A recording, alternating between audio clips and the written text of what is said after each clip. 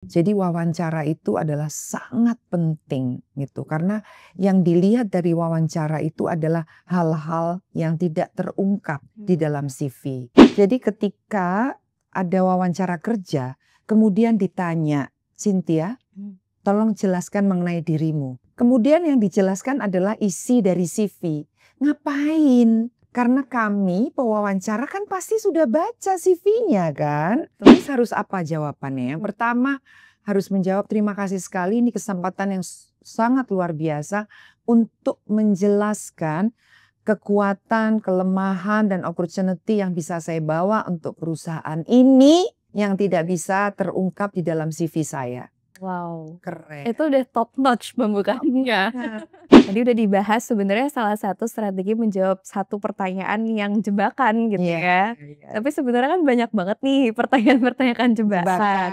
Ya, Benar. kayak misalnya sebutkan kelemahan Anda atau mungkin berapa gaji yang kamu harapkan di perusahaan ini gitu ya. Bagaimana menjawab pertanyaan-pertanyaan itu? Iya, itu pertanyaan yang baru saja disampaikan Mbak Cynthia itu pertanyaan sangat jebakan dan sangat berbahaya teman-teman. Jadi ketika ditanyain kelemahan, jangan pernah diam, jangan pernah freeze, bingung gitu ya.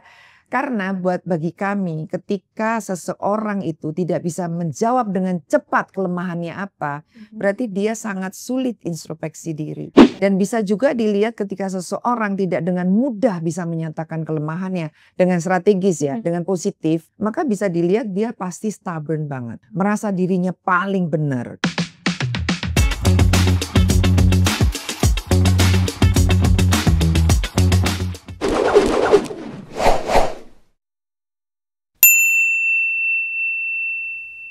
Halo Sobat Kagama, kembali lagi di Kagama Talks, ruang bincang inspiratif di mana kita akan ngobrol, sharing bersama narasumber-narasumber yang pastinya inspiratif.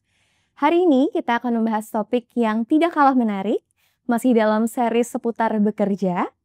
Hari ini kita akan membahas tentang bagaimana sih strategi sukses menghadapi wawancara kerja nih. Pastinya sangat relate ya dengan kehidupan sobat-sobat Kagama di sini. Dan hari ini kita sudah kedatangan narasumber yang luar biasa. Beliau merupakan Presiden Director dari exporthub.id dan juga Managing Director dari LPK Getty, Global Educative Talenta Incubator. Dan hari ini kita akan membahas sangat komplit gitu ya, mulai dari persiapan wawancara kerja sampai strategi-strategi bagaimana menghadapi pertanyaan yang spesifik nih gitu. Jadi pastikan stay tune sampai akhir dan langsung aja. Halo Mbak Amalia. Halo. Apa kabar? Alhamdulillah baik. Baik. Sekali. Lagi sibuk apa nih Mbak? Wah, sibuk banget ya. Akhir tahun gitu loh. Iya dong pasti. Gimana aktivitas sehari-hari sebagai peran-perannya yang banyak nih gitu ya? Boleh diceritakan nggak Mbak gimana Baik, tuh? selamat berjumpa lagi buat seluruh pemirsa ya dari Kagama Talk. Senang sekali bisa hadir kembali di sini. Oke, Mbak Cynthia, saya mau cerita sehari-hari pekerjaan saya sebagai Presiden Director di exporthub.id sangat kompleks. Karena saya juga mengurus bagaimana kita membangun SDM, kemudian bagaimana kita harus merekrut ya tenaga-tenaga muda, bagaimana perusahaan itu bisa beradaptasi dengan SDM baru, SDM Gen Z ya gitu, yang pasti banyak sekali kompleksitasnya gitu. Dan perusahaan kami memang ekspornya fokusnya di ekspor. Perusahaan kami fokusnya di ekspor dan lebih banyak ke pemberdayaan. Menarik banget ya. Dan tadi Mbak Amalia juga udah sharing banyak merekrut SDM juga dan pemberdayaan SDM juga gitu ya. Apalagi nih banyak sobat-sobat Kagama di sini yang nonton adalah banyak Gen Z juga pastinya gitu ya. Pastinya ya. Jadi kita penasaran nih Mbak, bagaimana sih sebenarnya peran wawancara kerja itu sendiri gitu. Kenapa wawancara kerja ini masih dianggap penting gitu ya di era sekarang gitu, dan sebelum kita masuk ke bagaimana mempersiapkannya, bagaimana strateginya gitu, mungkin boleh di-sharing-in kan Mbak, kayak, mmm, kenapa masih penting dan kemudian apa sih yang, kesalahan umum gitu yang bisa kita pelajari supaya kita nggak melakukan kesalahan waktu wawancara kerja? Wah, ini pertanyaan yang saya tunggu-tunggu selalu nih. Setiap saya ada kegiatan talk show tentang lamaran kerja, ini pertanyaan yang paling penting. Jadi saya ingin sampaikan kepada teman-teman pencari kerja, jadi wawancara kerja itu eh, tujuannya sebenarnya adalah betul-betul untuk menggali informasi yang tidak ada di CV. Oke. Ya, jadi ketika ada wawancara kerja, kemudian ditanya, "Cynthia, Mmm. tolong jelaskan mengenai dirimu." Kemudian yang dijelaskan adalah isi dari CV. Ngapain? Karena kami pewawancara kan pasti sudah baca CV-nya kan? Betul. Betul kan? Dan yang kedua adalah bahwa wawancara kerja itu adalah step setelah CV dibaca. Oke. Jadi paling tidak pewawancara atau pencari kerja itu sudah tertarik sama kita, itu ya. Jadi step itu sudah dilalui. Jadi jangan diulang. Seringkali terutama bagi yang fresh graduate nih, suka begini nih ya. Aku peragain nih ya. Boleh. Jadi saya peragain. Misalnya gini, Cynthia, coba jelaskan tentang dirimu. Oh iya, saya lulusan Universitas Gadjah Mada. Saya dari Fakultas Ekonomi. Saya lulus tahun 2024. Ngapain?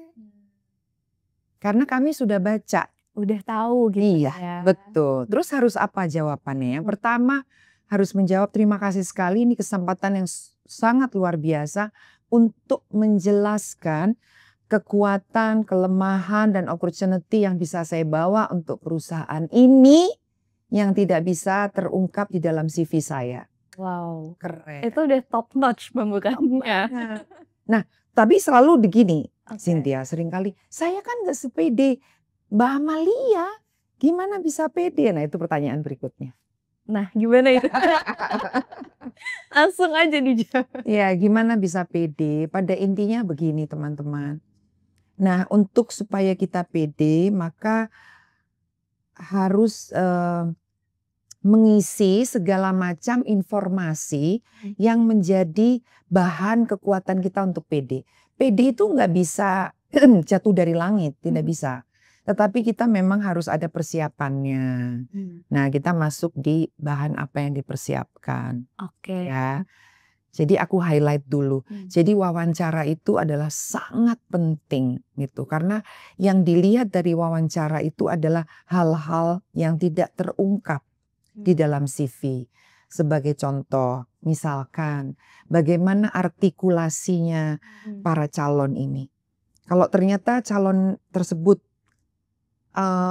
IPK-nya itu 3,9, IPK-nya 3,5, keren, tapi dia sama sekali tidak artikulatif. Jadi kami yang mewawancarai harus memikir, ini saya masukkan di divisi mana ya? Ini orangnya pinter tapi tidak artikulatif gitu. Kemudian dalam bahasa tubuh, bagaimana penampilan itu sangat penting. Itu ya, bagaimana dia merawat rambutnya. Ini bukan masalah flexing keren-kerenan, tidak gitu. Tapi bagaimana dia membawakan dirinya ini dilihat pada saat itu ya. Jadi penting sekali, appearance itu penting sekali. Nggak usah mewah tapi rapi. Wangi ya saudara-saudara gitu. Karena itu bisa jadi first impression juga gitu ya. Betul. Oke, tadi sudah disinggung sedikit nih tentang persiapan. Balik lagi adalah kuncinya kan harus pede. Dan pede itu bisa di-build up dari persiapan yang matang gitu ya Mbak Amalia. Betul. Nah, gimana sih step-step konkret persiapan yang matang itu gitu? Apakah kita harus meriset dulu perusahaannya gitu? Dan misalkan kalau iya, apa aja nih kira-kira yang harus kita kuasai setidaknya ketika wawancara kerja seperti itu. Kemudian job description mungkin gitu. Kan mungkin kita juga masih awal banget ya di tahap awal gitu. Bagaimana kita juga bisa terlihat tertarik dengan job description yang akan diberikan kepada kita dan juga bisa mengulik juga gitu opportunity di dalam perusahaan tersebut gitu. Iya, benar sekali, Mbak. Pada saat kita melamar pekerjaan itu kan di dalam loker ya, di dalam loker itu kan tertulis. Misalnya dibutuhkan content creator dan di situ kan ada syarat-syaratnya. Sebenarnya syarat-syarat itu saja yang kita kembangkan ya. Sebagai contoh ya, kita pada saat mau memberikan surat lamaran, kita tahu kan bahwa yang akan dituju itu adalah job tersebut, gitu. Maka dalami job tersebut itu apa sih, gitu.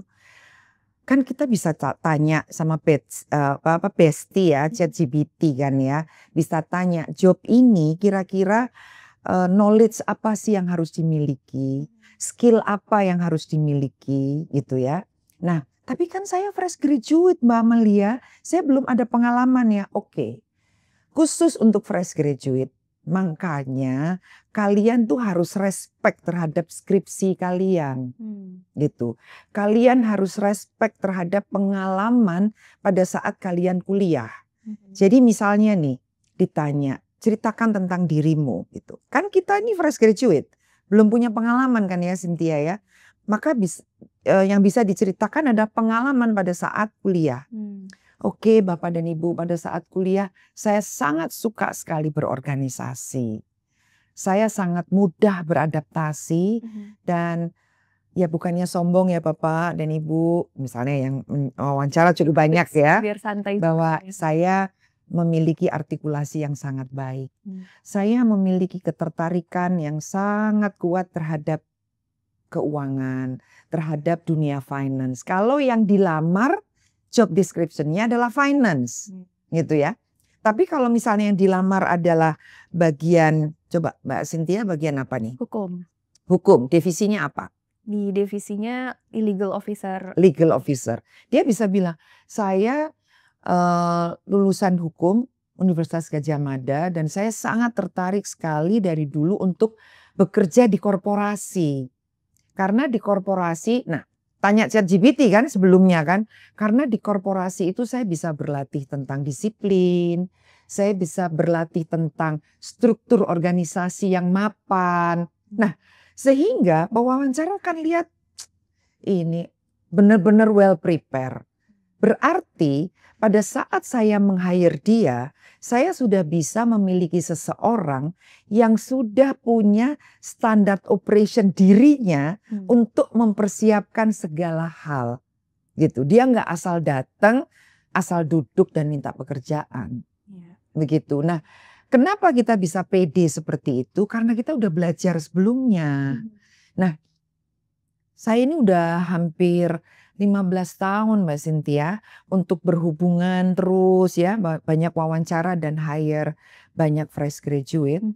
Nah, kelemahannya adalah datang aja dulu deh gitu. Jadi nggak ada persiapannya. Pertanyaan yang menjatuhkan ya teman-teman adalah, kamu tahu apa tentang perusahaan ini? Gubrak. Nggak tahu Mbak. Padahal syarat utama untuk wawancara adalah pelajari paling tidak datanglah ke website perusahaan tersebut. Gitu. Lihat di websitenya, lihat apa saja yang ada di website tersebut. Dia bisa bilang seperti ini, saya sudah melihat website perusahaan ini. Pertama kali yang saya lihat secara looks-nya keren banget ya. Gitu. Bahasa fresh graduate jangan sok pinter gitu. Saya sangat tertarik, sangat korporasi bagus sekali. Dan di situ saya tertarik ada satu untuk menunjukkan bahwa beneran loh saya lihat websitenya gitu.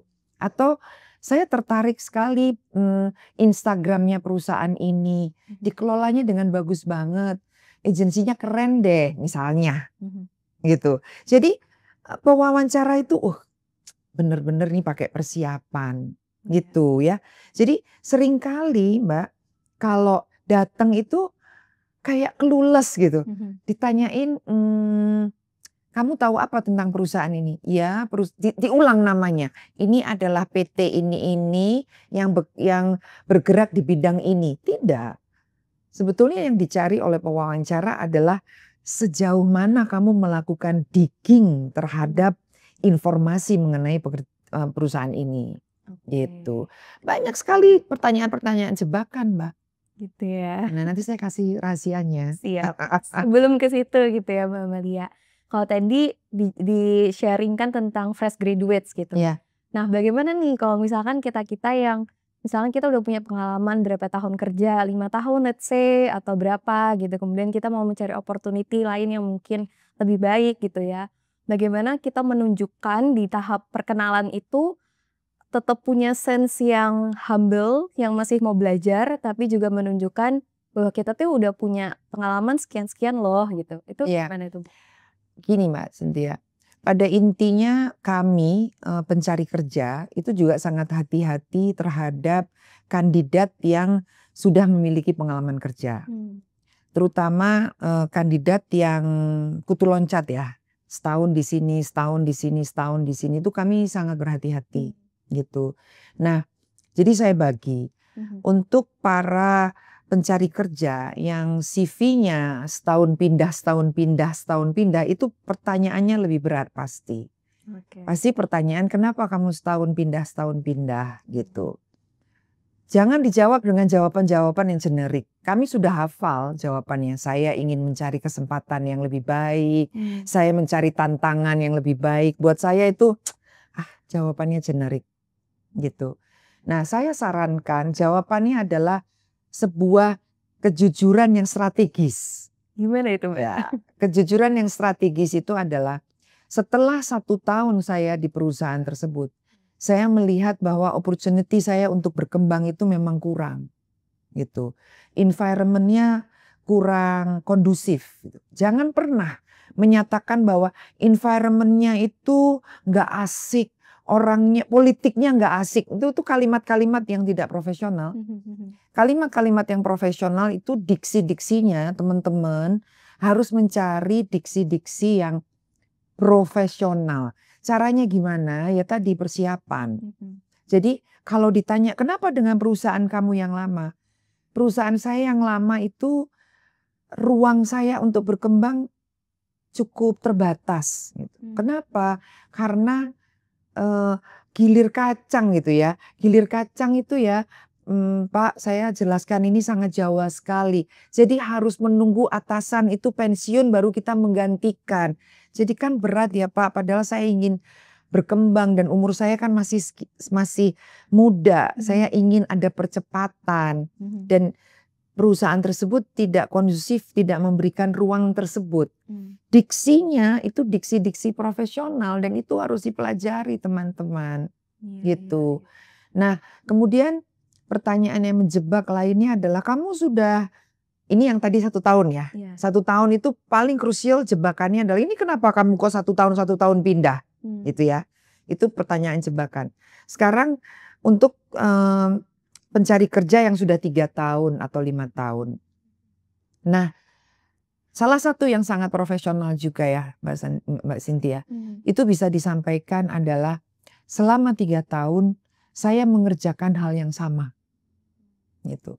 Karena di perusahaan tersebut tidak memberikan potensi untuk rotasi. Sehingga saya tidak punya pengkayaan. Jebakannya lagi adalah kenapa kamu tidak mengambil waktu di luar kerja untuk menambah. Kebetulan pekerjaan saya kompleks, jadi saya sering lembur. Sehingga saya tidak memungkinkan energi saya untuk mengambil kelas tambahan. Nah yang saya harapkan saya punya rotasi di berbagai divisi supaya ada pengkayaan di skill saya. Itu keren banget kalau jawabannya seperti itu. Gitu sih Mbak. Berarti sebenarnya jujur aja, tapi dibungkus dengan diksi yang profesional. Betul, gitu ya. betul. Jadi jangan menjawab hal yang generik lah teman-teman. Jadi saya mencari tantangan baru, saya ingin mendapatkan kesempatan dan sebagainya. Nanti kayak kaset di, kayak CD. Oke. Tadi udah dibahas sebenarnya salah satu strategi menjawab satu pertanyaan yang jebakan gitu ya. Tapi sebenarnya kan banyak banget nih pertanyaan-pertanyaan jebakan. Ya, kayak misalnya sebutkan kelemahan Anda atau mungkin berapa gaji yang kamu harapkan di perusahaan ini gitu ya, atau sebelumnya digaji berapa dan di sini expect-nya berapa gitu. Nah, bagaimana menjawab pertanyaan-pertanyaan itu? Iya, itu pertanyaan yang baru saja disampaikan Mbak Cynthia itu pertanyaan sangat jebakan dan sangat berbahaya teman-teman gitu ya. Jadi sekali lagi saya menggarisbawahi teman-teman harus menjawab secara jujur tapi strategis gitu ya. Jujur tapi strategis. Jujur dan strategis. Jadi ketika ditanyain kelemahan jangan pernah diam, jangan pernah freeze. Bingung gitu ya, karena bagi kami ketika seseorang itu tidak bisa menjawab dengan cepat kelemahannya apa, berarti dia sangat sulit introspeksi diri. Wow, ininya deep banget juga ya. Dari hal sekecil itu penglihatannya deep juga gitu ya. Dan bisa juga dilihat ketika seseorang tidak dengan mudah bisa menyatakan kelemahannya dengan strategis ya, dengan positif, maka bisa dilihat dia pasti stubborn banget. Merasa dirinya paling benar, mungkin bisa ke sana, itu ya. Jadi pewawancara akan mendapatkan dimensi itu dalam berwawancara. Jadi bagaimana cara menjawabnya? Cara menjawabnya adalah kelemahan saya ini bisa dilihat kelemahan, tapi juga bisa dilihat kelebihan sih Pak sebenarnya. Jadi kelemahan saya perfeksionis Pak. Loh, perfeksionis kok kelemahan? Karena saking saya perfeksionisnya, saya bisa lambat Pak kerjanya. Karena saya ingin bagus terus gitu. Ya, jadi kan pewawancaranya juga bingung kan, ini gimana ya? Saya juga kepengen dapat perfeksionis, tapi juga akan lambat gitu. Tapi saya ada way out-nya Pak. Jadi seringkali saya minta atasan saya untuk mengingatkan. Jadi saya juga menggunakan deadline. Pak, Bu, karena biasanya seseorang yang perfeksionis itu seseorang yang maunya bagus, jadi akhirnya nggak selesai-selesai pekerjaan. Sehingga buat saya deadline itu penting sekali. Nah gitu, kan keren menyampaikan kelemahan tapi dia tahu bagaimana mengatasi kelemahan tersebut. Betul. Contoh lagi, kelemahan saya itu saya pelupa Pak, gitu. Lah terus gimana? Tapi saya punya way out-nya. Jadi saya rekam Pak. Gitu. Saya punya recordingnya dan langsung saya masukkan ke dalam minute of meeting. Jadi hidup saya itu Pak sangat tergantung oleh berita acara, minute of meeting. Yang namanya pewawancara pasti senang. Kenapa? Karena minute of meeting itu paling sulit diminta. Gitu. Kalau habisnya kan, kalau habis meeting itu pasti banyak yang lupa untuk mencatat. Betul. Nah, jadi itu caranya menyampaikan kelemahan. Sampaikan kelemahan dulu, gitu ya. Kemudian ikuti dengan solusinya. Gitu. Terus pada saat menyampaikan kelemahan itu bahasa tubuhnya jangan malu-malu. Apa ya Pak kelemahan saya enggak. Menganggap kelemahan itu adalah ya itu bagian dari diri saya memang punya itu gitu. Menerima kelemahan tersebut juga. Iya dan yang penting saya punya solusinya loh gitu. Itu penting sekali. Iya. Oke. Pertanyaan berikutnya Mas. Berikutnya nih yang agak sensitif tapi juga mungkin sebagai kita yang ingin mendaftar pekerjaan baru gitu ya, ada harapan-harapannya juga gitu kan pastinya. Baik. Nah, pertanyaan yang krusial adalah ekspektasi Anda untuk gaji berapa, gitu ya? Iya. Oke. Kalau fresh graduate selalu jawabannya selalu begini. Saya mengikuti perusahaan. Itu saya nggak suka sekali kalau ada kandidat bicara seperti itu. Kenapa? Berarti kandidat ini tidak tahu kebutuhan basicnya dia apa. Ya gimana bisa saya kasih kerjaan-kerjaan basic gitu. Pola berpikir basicnya aja dia nggak punya. Ya. Jadi gimana Mbak jawabnya? Jawabnya sebetulnya bukan sederhana tapi harus dipersiapkan. Yang pertama, Anda harus mempersiapkan hitungan di rumah gitu ya sebelum wawancara. Pertama, kebutuhan basic. Jadi Anda bisa bilang, Bapak Ibu, kebutuhan basic saya untuk tinggal di Jakarta. Katakanlah saya orang Jogja ya, cari pekerjaan di Jakarta gitu. Saya harus sewa kos atau kos 1,5 juta satu bulan. Kemudian saya punya kebutuhan internet 150 satu bulan. Makan saya ambil yang sederhana saja Ibu. Saya sekali makan 15.000, 3 kali makan 45.000. Bensin saya sekian dan seterusnya dan seterusnya. Maka kebutuhan basic saya itu adalah 4.500.000. Jadi kalau saya dapat di bawah 4.500.000, kebutuhan basic saya sudah pasti tidak bisa terpenuhi. Sehingga saya tidak bisa maksimal. Gitu. Sebelum pada akhir total angka yang saya ajukan, saya juga butuh untuk hiburan. Jadi paling tidak 1 bulan saya bolehlah nonton 2 kali. Nonton 2 kali saya keluar 100.000. Jadi untuk life balance saya untuk nonton 2 kali 1 bulan, sehingga totalnya jika memang ini masuk di dalam range perusahaan, saya minta di angka 6,5 juta. Saya biasanya jebak gini Mbak, masih fresh graduate kok minta 6,5 juta toh gitu. Aduh itu langsung dek. Aduh. Iya, salah nih. Yang pertama, jangan khawatir teman-teman. Lowongan pekerjaan itu banyak kok. Jadi bukan berarti dunia itu runtuh pada saat salah wawancara gitu ya. Kecuali salah wawancaranya itu karena tidak ada persiapan gitu. Saya juga tidak suka itu ya. Tapi ketika persiapannya sudah sungguh-sungguh, tapi ternyata itu bukan rezeki kita ya, mungkin memang belum waktunya. Nah, jadi kembali lagi pertanyaan jebakan saya itu. Nah, kamu harusnya UMR dong. Kan kamu fresh graduate. Anda harus menjawabnya seperti ini.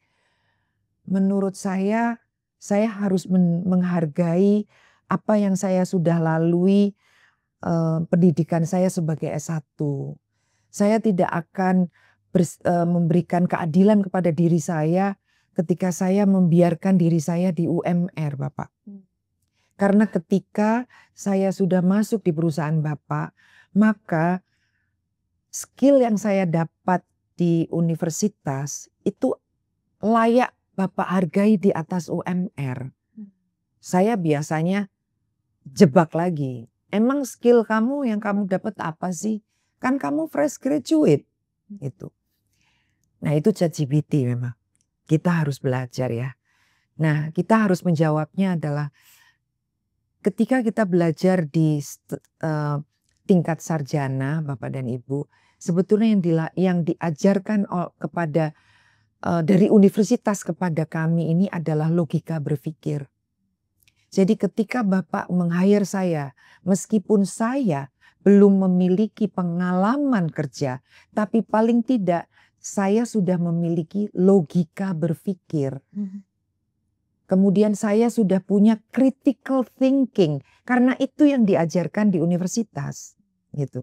Itu yang membedakan saya dengan level untuk strata UMR. Gitu loh Mbak, maksud saya. Saya pasti seneng. Udah kamu langsung saya terima. Kita mulai kerja di sana gitu. Ya. Checklist semua ya. Checklist semua gitu. Iya. Jadi saya yakin tidak semudah ini ya teman-teman, saya yakin. Makanya latihan. Role play itu penting gitu. Jadi bikin di ChatGPT pertanyaan-pertanyaan jebakan pada saat wawancara. Suruh kakaknya seperti kita ini sekarang ya Mbak. Kakaknya nanyain kita latihan. Tanpa role play di rumah untuk fresh graduate. Percayalah Anda pasti gagal wawancara pertama. Pasti gitu. Oke. Tadi dibahas fresh graduates. Sekarang yang another step nih. Gimana kalau misalnya udah punya pengalaman, udah punya standarisasi gaji tertentu dari perusahaan sebelumnya begitu. gimana kita harus mengkomunikasikan itu? Nah ini sangat penting ketika sudah pernah bekerja ya. Jadi wawancara ini adalah pekerjaan ketiga misalnya, ya, atau wawancara ini pekerjaan yang keempat gitu. Yang pasti ketika ada pertanyaan gaji terakhir Anda berapa, jangan pernah bohong. Ya, itu saya sudah sering sekali menemukan insiden-insiden itu. Jadi jangan pernah bohong. Kenapa? Karena kami pewawancara akan minta boleh dikirim bukti transfernya atau slip gajinya, gubrak. Ya, jadi jangan pernah berbohong tentang gaji terakhirnya gitu. Kemudian saya menyampaikan pesan penting sekali teman-teman, bahwa ketika teman-teman meninggalkan perusahaan ya untuk resign, sebisa mungkin hubungannya masih baik. Ya, jangan pernah meninggalkan kesan yang buruk. Kenapa? Karena kami penerima pekerja ini pasti akan melakukan background check. Nah, background check itu biasanya kami akan menelpon pekerjaan Anda yang sebelumnya. Udah pasti, nggak mungkin tidak. Udah pasti kami akan menelponnya gitu. Kami akan melakukan checking gitu ya. Jadi jangan pernah meninggalkan perusahaan itu dalam situasi yang tidak kondusif gitu. Karena kami wajib untuk melakukan checking. Jadi kalau untuk yang sudah punya pengalaman, satu, jangan pernah berbohong mengenai kondisi gaji sebelumnya gitu ya. Nah kalau misalkan kita pengen punya apa ya istilahnya kenaikan daya tawar gitu di opportunity yang baru gitu. Itu sebenarnya sangat memungkinkan nggak sih Mbak untuk dikomunikasikan? Sangat memungkinkan. Jadi ada dua macam Mbak. Wawancara untuk pekerjaan kedua dan ketiga dengan jabatan yang sama, ya. Yang kedua adalah wawancara pekerjaan kedua dan ketiga jabatannya lebih tinggi, gitu. Nah, kalau jabatan yang sama, maka ketika kita minta, oke, gaji terakhirnya dari Mbak Cynthia berapa di perusahaan terakhir? Ini role play nih. Di perusahaan pertama saya gaji terakhir saya di 6,5 Ibu. Oke. Nah, ada ekspektasi Mbak di perusahaan saya? Jadi saya agak deg-degan ya. Ekspektasinya di perusahaan ini dari perusahaan sebelumnya saya mendapatkan banyak sekali value tambahan, banyak skills yang saya peroleh tambahan juga. Jadi saya rasa saya layak untuk bisa di value lebih dari 6,5 tersebut. Saya mengajukan kalau misalkan masih sesuai juga dengan cash flow perusahaan.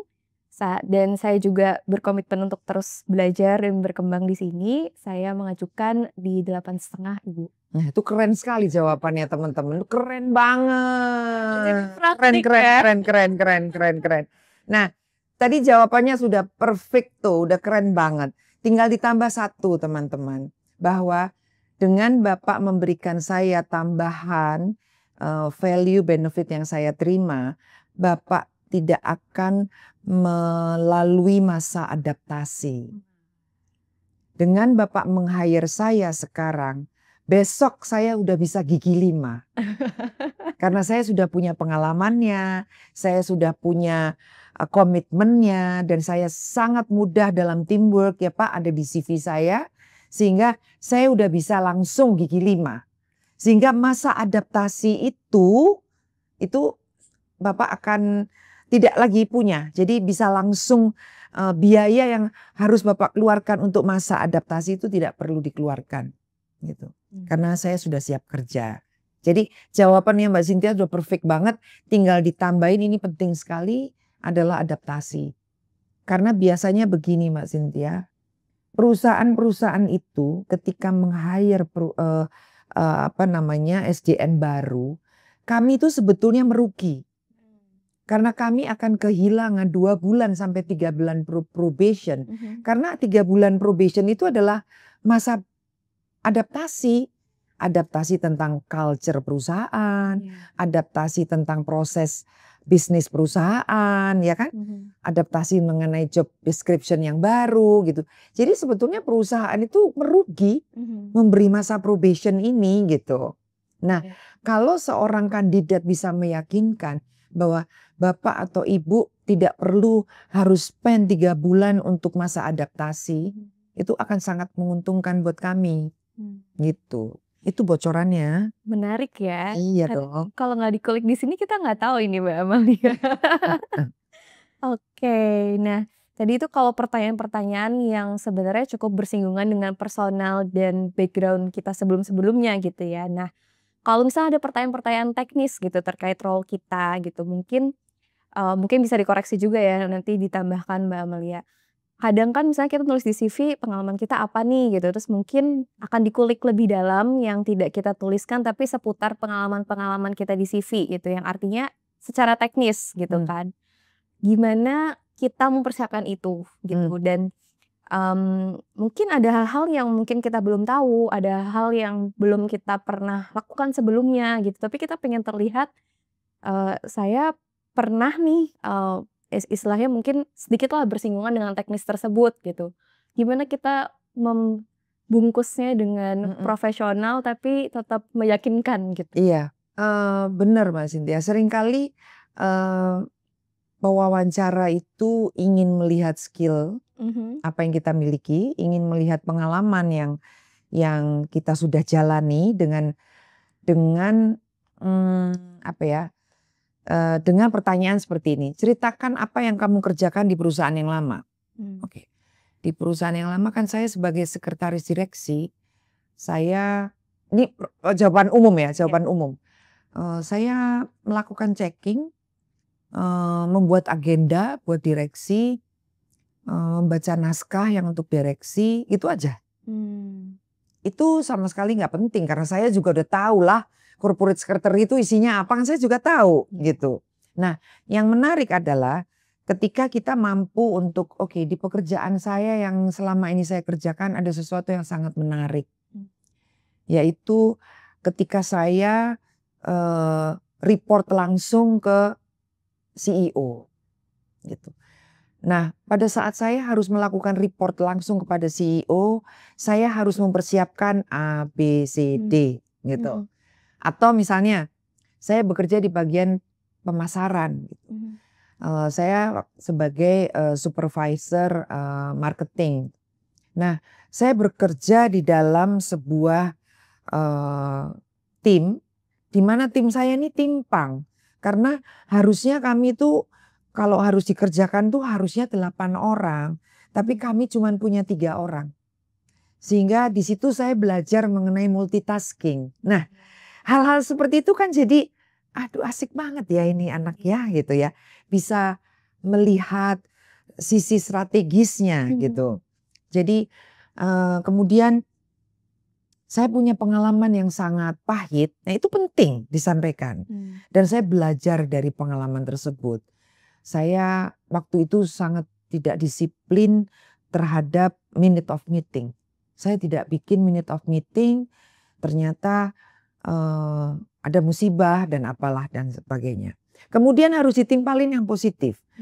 Tapi saya punya pengalaman yang sangat positif, di mana teamwork itu penting sekali, gitu. Karena pada saat kami harus dituntut misalnya, atau kami punya komplain di media sosial dari klien, ternyata kita rembuk bersama-sama dan kita merasakan kebersamaan itu, ternyata teamwork itu sangat penting sekali.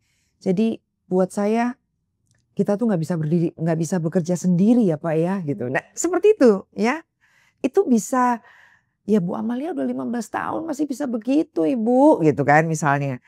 Itu bisa karena kita berlatih gitu ya. Berlatih dalam arti sebelum kita itu melakukan wawancara, H-3, H-2, H-1 latihan sama orang rumah, gantian. habis ini sama adiknya, sama kakaknya. Kan nanti dikritisi kan.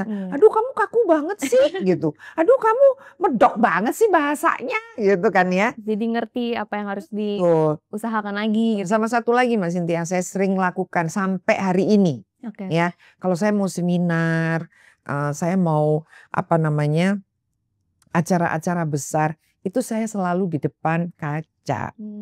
Gitu, saya ngomong di depan kaca gitu. Jadi saya tahu gerakan mana yang terlalu berlebihan, gerakan mana yang kurang, bahasa tubuhnya kelihatan jelek apa enggak gitu ya. Saya tambahin sedikit mengenai bahasa tubuh ya. Boleh. Nah, pada saat kita wawancara Mbak, itu kita jangan gini. Gitu ya, karena kadang-kadang kita senewen ya, kadang-kadang kita nervous ya. Jadi nggak sadar. Nggak sadar kemudian begini. Jadi itu bahasanya intimidatif gitu. Tapi juga nggak bisa begini nih Mbak. Iya kan, nggak bisa. Jadi yang paling baik adalah duduk, jangan bersandar gitu, duduk dengan satu tangan begini. Itu udah perfect gitu ya. Kemudian tidak pegang bolpen, tidak pegang pen gitu. Karena pen itu secara psikologis itu mengancam. Gitu. Ya, jadi jangan membawa pen ya. Begini aja yang paling seru. Paling bagus maksud saya. Kukunya jangan kotor gitu ya. Gitu karena itu juga diperhatikan. Nah, tambahan berikutnya adalah sepatu, teman-teman. Ya. Di dunia profesional sepatu itu penting. Tidak usah mahal, tapi sepatunya bersih gitu.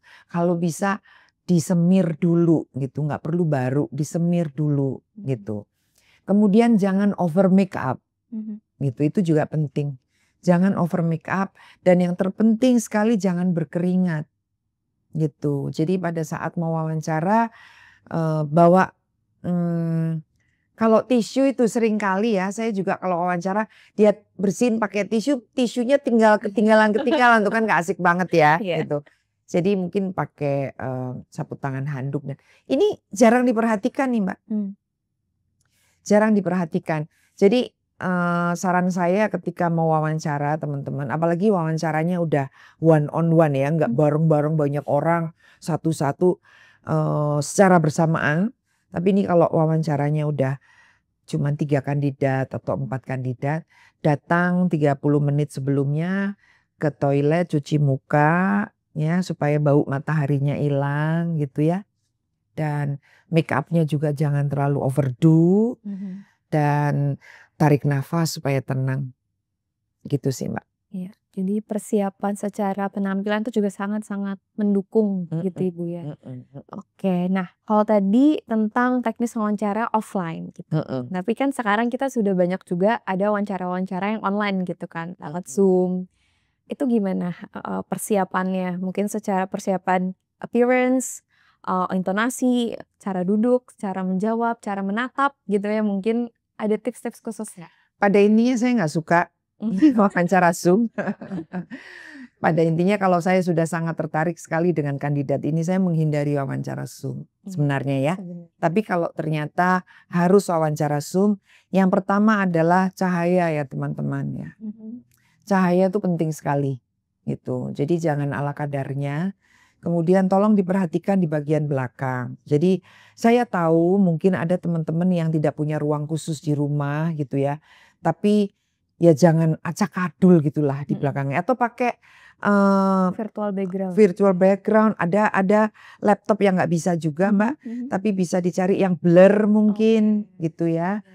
Kemudian pastikan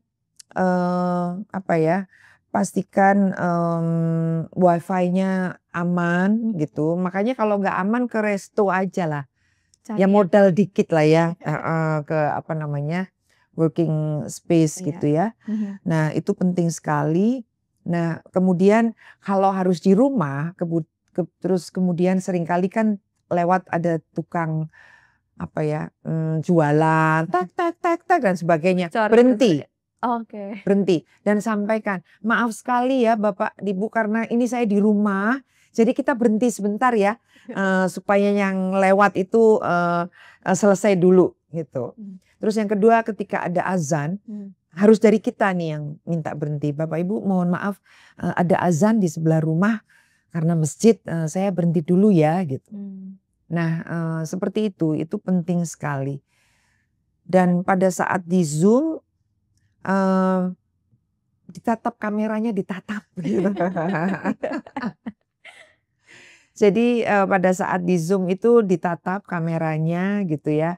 Dan seperti wawancara biasa ada komunikatif gitu, nggak seperti membaca gitu ya gitu. Karena kelihatan juga ya Mbak kalau membaca Iya, gitu kan. betul. Nah, ada juga mungkin teknis-teknis wawancara yang pewawancara ini bukan hanya satu orang gitu, tapi mungkin banyak orang, mungkin dari berbagai macam divisi gitu kan, ada juga gitu kan mungkin seperti itu.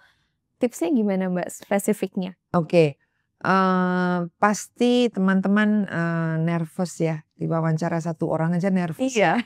Apalagi diwawancara berempat gitu ya, berlima gitu rame-rame gitu ya. Yang pertama sampaikan bahwa diri kita nervous, sampaikan dengan santai saja. Wah, saya agak nervous ini langsung dikeroyok ini gitu ya. Semoga kalau saya menjawabnya agak nervous bisa dimengerti ya Bapak dan Ibu ya gitu. Nah, bisa bicara seperti itu apa? Karena kita sudah ada persiapan gitu. Jadi tanpa persiapan nervous itu nggak akan bisa teratasi dengan baik kok gitu. Oke, jadi sebenarnya jujur juga mengenai kondisi kita gitu ya, tapi bungkus itu dengan profesional tapi santai tapi profesional juga. Santai tapi profesional. Dan sebaiknya bawa catatan ya teman-teman, kalau biasa memang ada di smartphone ketika mohon maaf dengan Mbak siapa? Mbak Cynthia. Kalau dengan Bapak mohon maaf Pak dengan Anton, Bapak gitu. Setelah itu sampaikan terima kasih kesempatannya Bu Cynthia, Pak Anton, Pak Bambang gitu. Maaf kalau saya lupa, saya catat ya namanya gitu. Itu lebih manusiawi gitu ya. Jadi kita lebih nyaman. Oh ini asik nih anaknya gitu. Iya. Gitu sih. Saya yakin untuk Gen Z itu wawancara sangat challenging pasti. Biasa bicara di HP. Dan kompetitifnya kan saat ini juga sangat luar biasa ya gitu. Jadi pasti gitu ya teman-teman di sini udah dapat tips-tips yang langsung nih to the point. Bahkan tadi saya langsung diwawancara gitu. Semoga bisa bermanfaat juga gitu ya. Nah, tadi udah mulai dari proses persiapan, bagaimana strategi menghadapi pertanyaan-pertanyaan jebakan gitu. Sekarang kita masuk ke closing wawancara gitu. Pasti kan di akhir ada yang mau ditanyakan nggak gitu dari tentang perusahaan kita atau apapun gitu tentang job desk ini misalnya. Bagaimana kita memanfaatkan peluang tersebut gitu untuk mungkin bertanya yang masih kita bingung atau apa sebenarnya yang bisa kita tanyakan di situ?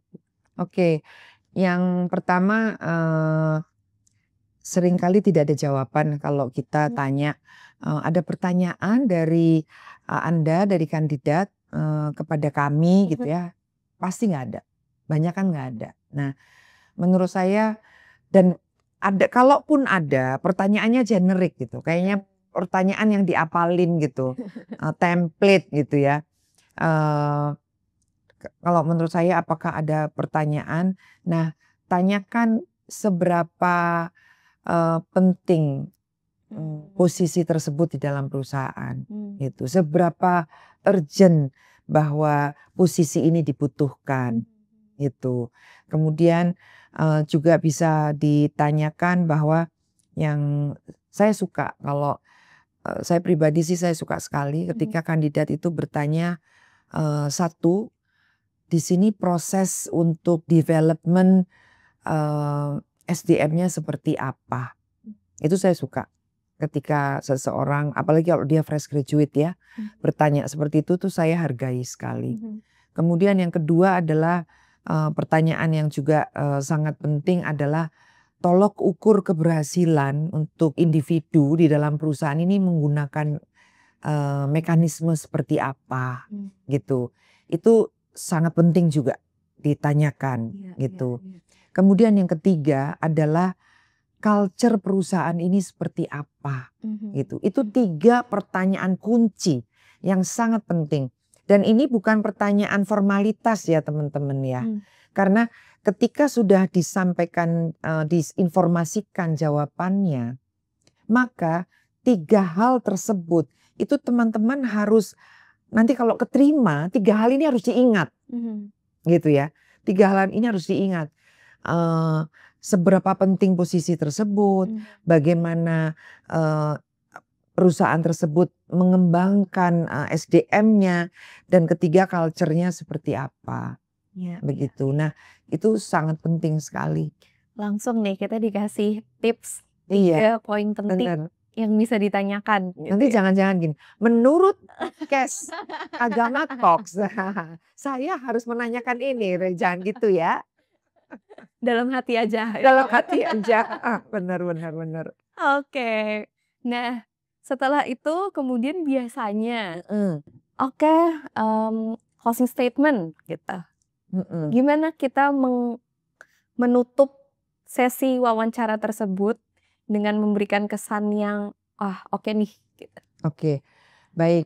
Yang pertama harus sebelum di closing statement adalah yang pertama ditanyakan kapan saya bisa mendapatkan respon dari Bapak mengenai hasil wawancara ini gitu. Yang kedua, saya sangat berharap, ini penting sekali teman-teman, saya berharap posisi ini karena apa? Itu. Saya berharap sekali di posisi ini karena dari dulu itu saya seneng sekali loh sama perusahaan ini gitu ya. Ya nggak boleh bohong juga sih gitu. Atau bisa disampaikan bahwa saya memang dengar dari beberapa teman-teman yang sudah bekerja di sini, culture perusahaan di sini itu sangat kondusif. Jadi saya sangat menanti untuk bisa bekerja di tempat ini. Nah itu juga closing statement yang sangat baik gitu. Jadi seringkali kandidat itu ya sudah ada pertanyaan nggak ada. Ya sudah saya akhiri wawancara, terima kasih ya, salaman selesai gitu.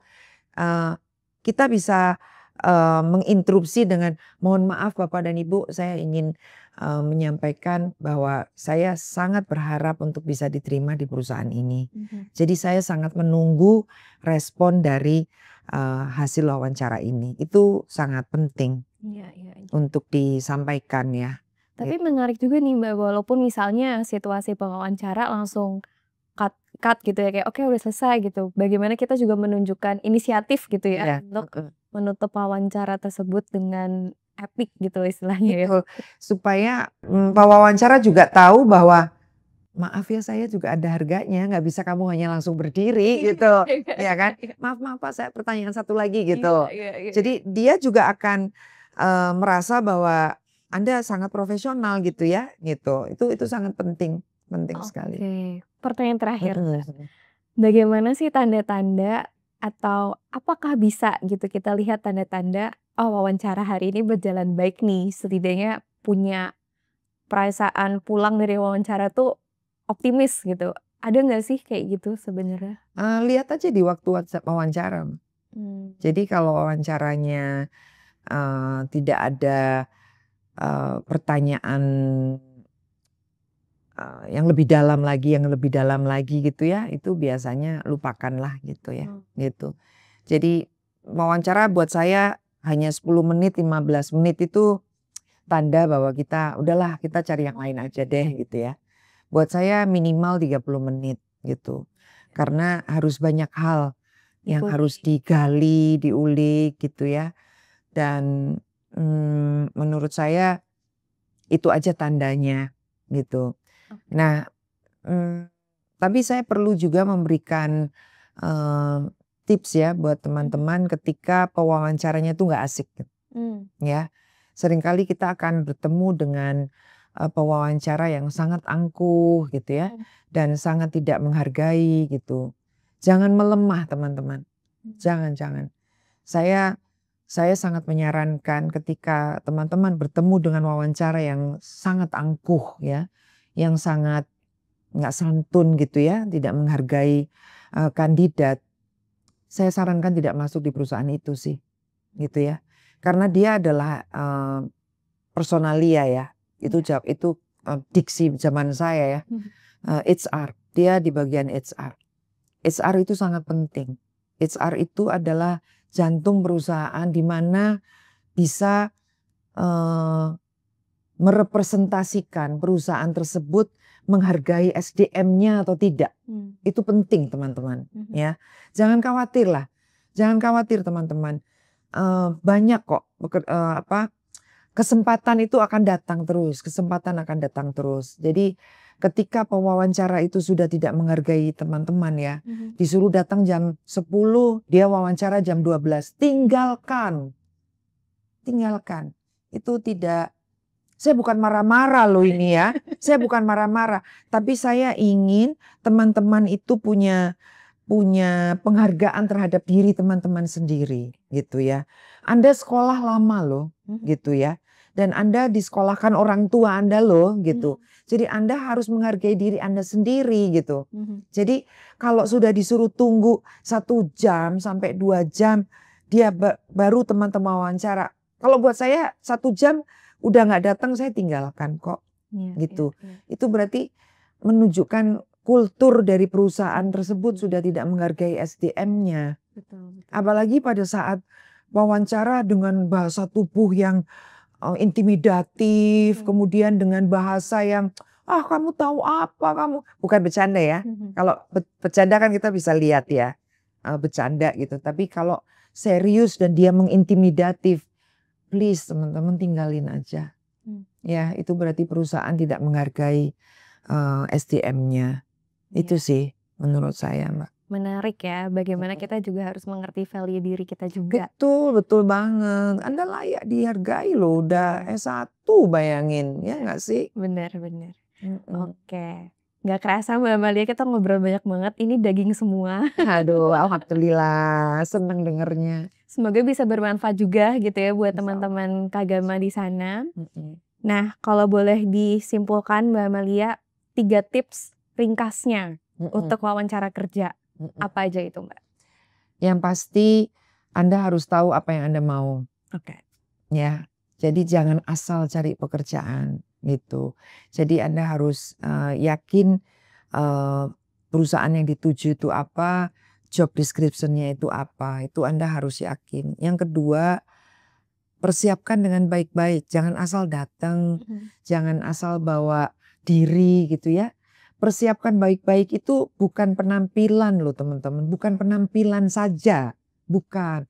Tapi your knowledge about this company gitu. Anda harus pelajari betul company ini seperti apa. Anda harus pelajari betul job description-nya seperti apa. Anda harus persiapkan gitu. Kemudian yang ketiga, hargai diri Anda teman-teman. Ya, Anda tidak sedang mengemis pekerjaan kok. Enggak. Datanglah dengan dignity gitu. Datanglah dengan dignity. Bukan sombong loh ya. Harus dibedakan ya, bukan sombong.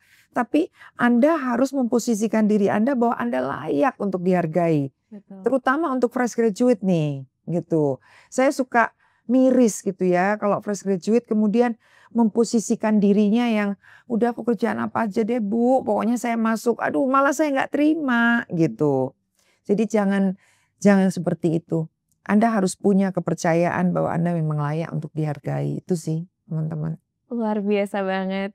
Mbak Amalia terima kasih banyak. Sama. Buat ilmu daging dan tips-tips emasnya semua. Semoga sukses ya. Amin. Terima kasih banyak Mbak Amalia. Sahabat Kagama, tidak terasa series tentang bekerja yang hari ini mengenai strategi sukses menghadapi wawancara kerja. Kita udah banyak banget tipsnya dari Mbak Amalia. Semoga bisa bermanfaat buat teman-teman. Jangan lupa mempersiapkan diri supaya memupuk rasa percaya diri kita. Dan jangan lupa juga untuk selalu yakin sama value diri kita untuk bisa menampilkan yang terbaik di semua kesempatan wawancara kerja yang ada. Sampai berjumpa lagi di Kagama Talks berikutnya. Saya Cynthia Sekar pamit undur diri. Sampai jumpa.